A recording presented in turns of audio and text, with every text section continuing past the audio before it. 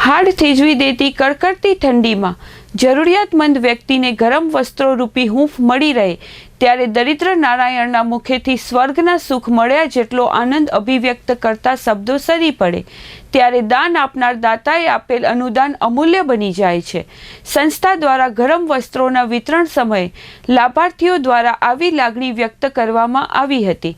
વિવિધ સેવાકીય પ્રવૃત્તિ દ્વારા 27 વર્ષથી કાર્યરત શ્રી અજરામર ટ્રસ્ટ દ્વારા અનુકંપા દાન પ્રોજેક્ટ અંતર્ગત મુખ્ય દાતા માતૃશ્રી ચંદ્રિકાબેન રતિલાલ બોરીચા પરિવાર, યશસ્વીની રમાકાંત ટેવાણી તેમજ અન્ય દાતાઓના અનુદાનથી જાકીટ, સ્વેટર સહિતના ગરમ વસ્ત્રોનું વિતરણ ભુજની વિવિધ ઝૂંપડપટ્ટીઓમાં રહેતા શ્રમજીવી પરિવારો અને મજૂરી કામ કરતા લોકોને કરવામાં આવ્યું હતું। સંસ્થા દ્વારા ગત વર્ષથી શિયાળા દરમિયાન ગરમ ધાબળાઓ વિતરણ કરવામાં આવી રહ્યા છે, જેમાં આ વર્ષે દાતા પરિવાર દ્વારા દરિદ્ર નારાયણની સેવામાં નવા ગરમ વસ્ત્રો આપવામાં આવતા તેનું વિતરણ કરવામાં આવ્યું હોવાનું સંસ્થાના ટ્રસ્ટી મયુર બોરીચાએ જણાવ્યું હતું।